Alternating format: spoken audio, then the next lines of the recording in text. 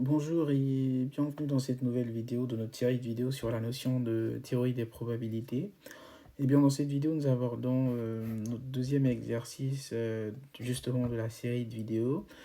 Donc c'est un snack à kebab en fait qui effectue des livraisons à domicile après appel des clients. Et chaque appel est indépendant des précédents.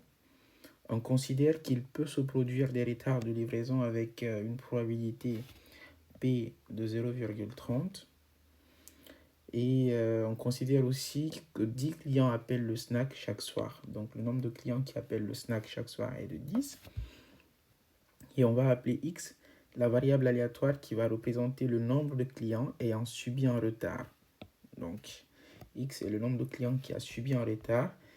Et donc les questions qui nous sont posées sont pour la première, donc la loi de X, deuxième, son espérance, et troisième, sa variance. Eh bien, on va répondre à cette question en cherchant déjà à comprendre l'exercice premièrement. Et pour cela, on va essayer déjà de comprendre la loi effectivement de probabilité, mais les deux premières phrases de l'exercice nous édifient d'une manière très intéressante par rapport à cette loi de probabilité. Parce qu'en fait, déjà, on sait que c'est donc un kebab qui effectue des livraisons à domicile après appel des clients, mais surtout que les appels sont indépendants des précédents. C'est-à-dire que le deuxième appel n'est pas forcément n'est pas conditionné par le premier.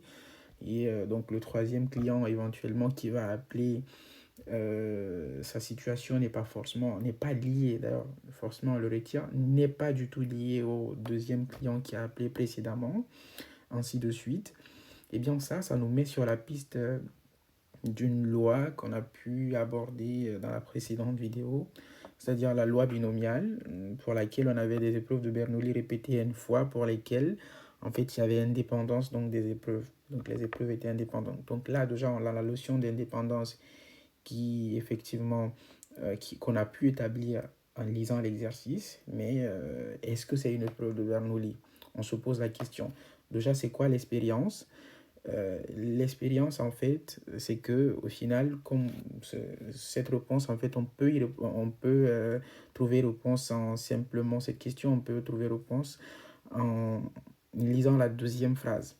On considère qu'il peut se produire des retards de livraison avec une probabilité de 0,30. Donc là, en fait, vous avez donc la probabilité 0,30 qui est retard de livraison, et surtout la notion de retard de livraison nous permet de retrouver l'autre pendant de l'expérience, c'est-à-dire que lorsqu'on se prête à la livraison, à l'épreuve de livraison, en fait, il y a deux possibilités au final. C'est soit on a un retard de livraison, ou bien, eh bien, il n'y a pas de retard de livraison. Au final, c'est-à-dire qu'on a deux possibilités déjà. On a soit retard ou pas retard.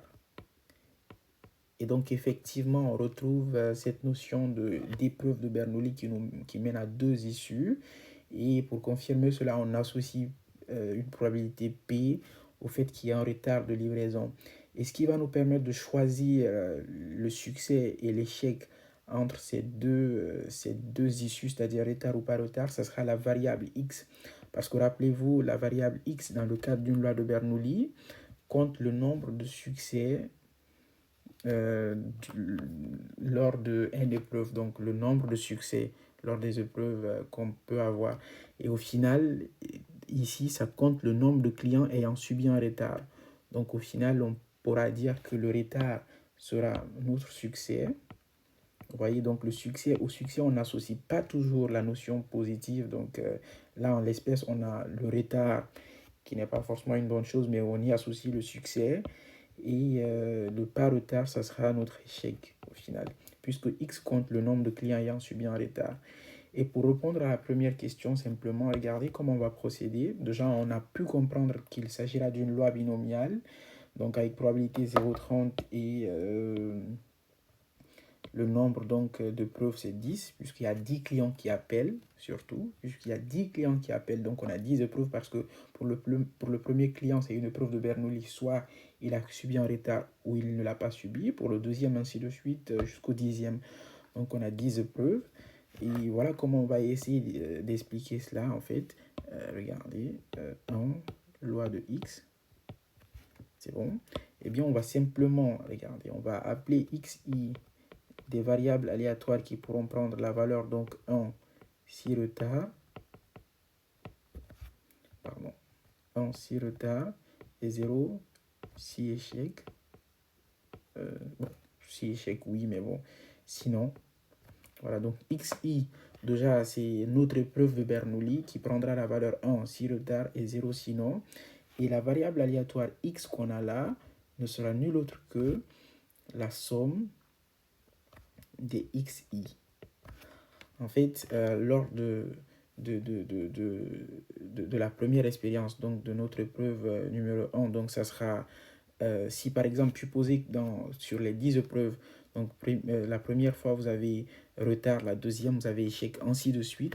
Au final, en faisant la somme des xi, on se rapporte simplement au nombre de clients ayant subi un retard, parce qu'on va compter 1 lorsqu'un client subit un retard et 0 s'il ne le subit pas. Donc si on fait la somme des 1 et des 0 sur les 10 clients, au final, le nombre qu'on trouve n'est nul autre que le nombre de clients ayant subi un retard, étant donné qu'on a mis 0 pour le nombre de clients, pour les clients qui n'ont pas subi de retard, donc comme si on ne les avait pas comptés.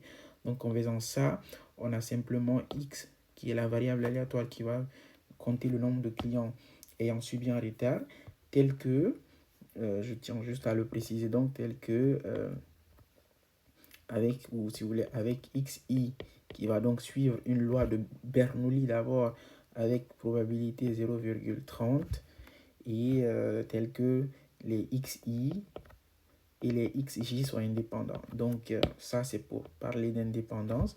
Les xi et les xj sont indépendants, quel que soit i et j, quel que soit ij, avec i différent de j. Voyez, quel que soit ij et i différent de j.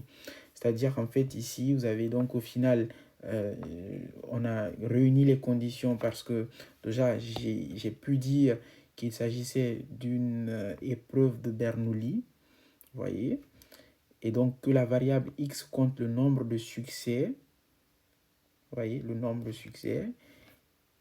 Donc x est une épreuve de Bernoulli, la variable x compte le nombre de succès, et aussi que les épreuves sont indépendantes les unes des autres. Et une fois qu'on a donc pu établir ceci, on peut simplement dire que ça équivaut à dire que x suit une loi donc, de Bernoulli avec paramètre n qui est égal à 10 clients et probabilité 0,30. Donc on va être point 0,30. Voilà.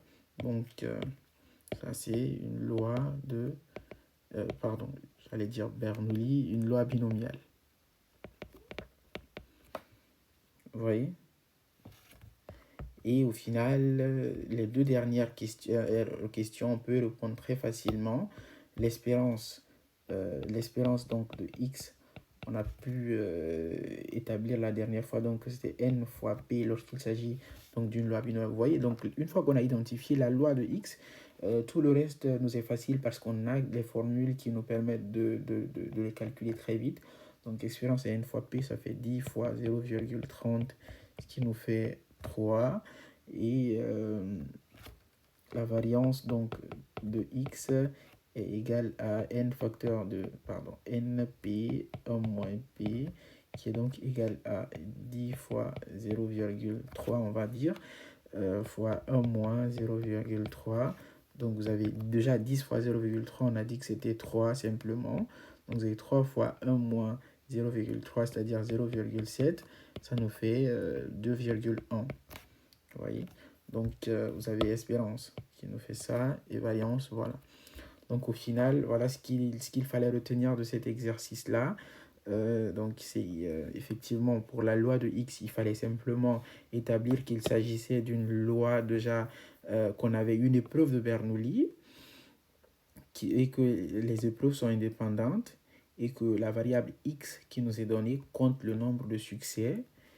Une fois qu'on a pu établir ces trois paramètres, on peut donc assimiler la variable x à une loi binomiale et au final, on peut calculer l'espérance et la variance d'une manière toute simple. Merci bien et voilà, je vous laisse un lien pour avoir effectivement cette correction.